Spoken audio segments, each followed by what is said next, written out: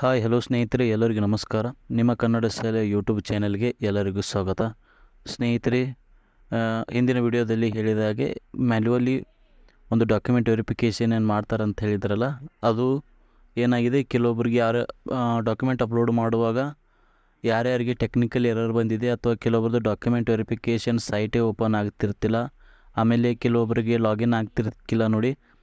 ಆ ಒಂದು ಅಭ್ಯರ್ಥಿಗಳಿಗೆ ಈಗ ಕಾಲ್ಸ್ ಎಲ್ಲ ಬರ್ತಾ ಇದ್ದಾವೆ.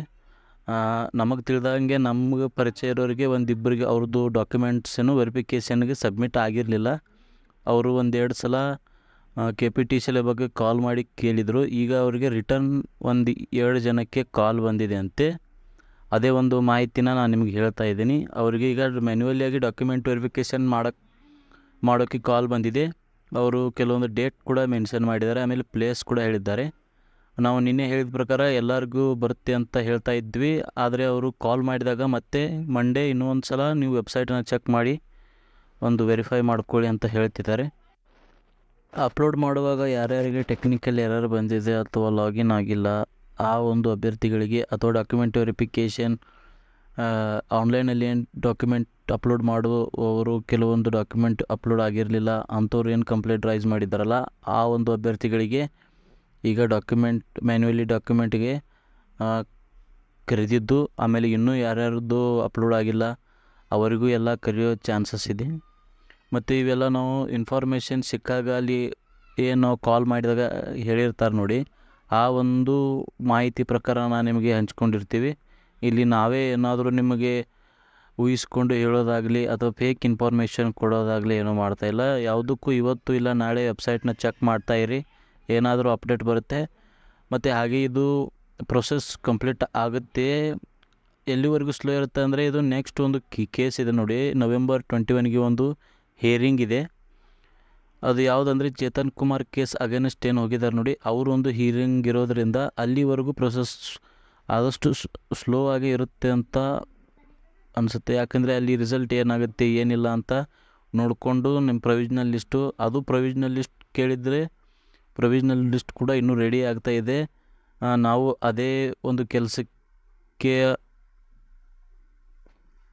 ಕೆಲಸನ ಮಾಡ್ತಾಯಿದ್ದೀವಿ ಅಂತ ಕೂಡ ಅಲ್ಲಿ ಹೆಲ್ಪ್ಲೈನ್ ನಂಬರಿಂದ ನಾವು ಕೇಳ್ಪಟ್ವಿ.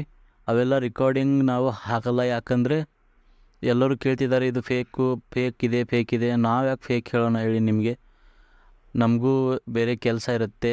ನಾವು ನಿಮಗೋಸ್ಕರ ಈ ಎಲ್ಲ ವಿಡಿಯೋ ಮಾಡ್ತಾಯಿದ್ದೀವಿ, ನಮಗೇನು ವ್ಯೂಸ್ಗೋಸ್ಕರ ಮಾಡ್ತಾಯಿಲ್ಲ. ವ್ಯೂಸ್ಗೋಸ್ಕರ ಮಾಡೋದಾದರೆ ನಮ್ಮದು ಯಾವಾಗಲೂ ಚಾನಲ್ ಮಾನಿಟೈಸೇಷನ್ ಮಾಡಿಕೊಂಡು ದುಡ್ಡುಗೋಸ್ಕರ ಮಾಡೋದಿದ್ರೆ ಯಾವಾಗಲೂ ನಮ್ಮದು ಚಾನಲ್ಲ ಮಾನಿಟೈಸೇಷನ್ ಆಗ್ತಾಯಿತ್ತು. ನಾವು ಇನ್ನೂ ಮಾನಿಟೈಸೇಷನ್ಗೆ ಅಪ್ಲೈ ಮಾಡಿಲ್ಲ.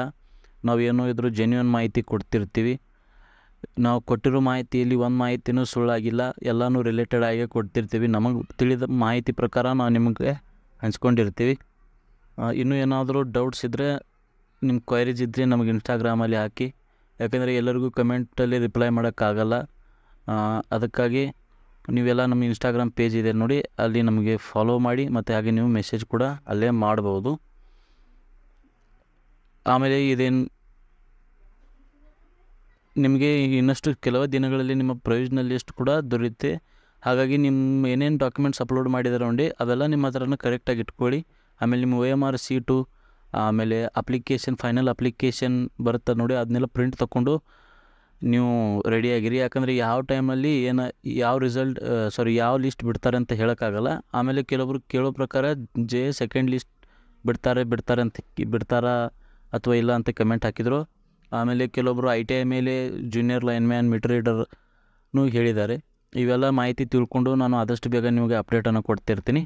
ಇದೇ ರೀತಿ ನಮ್ಮ ಚಾನಲ್ನ ನೋಡಿ, ನಮ್ಮ ವೀಡಿಯೋಸ್ನ ನೋಡಿ ಆದಷ್ಟು ನಿಮ್ಮ ಫ್ರೆಂಡ್ಸ್ಗೂ ಶೇರ್ ಮಾಡಿ.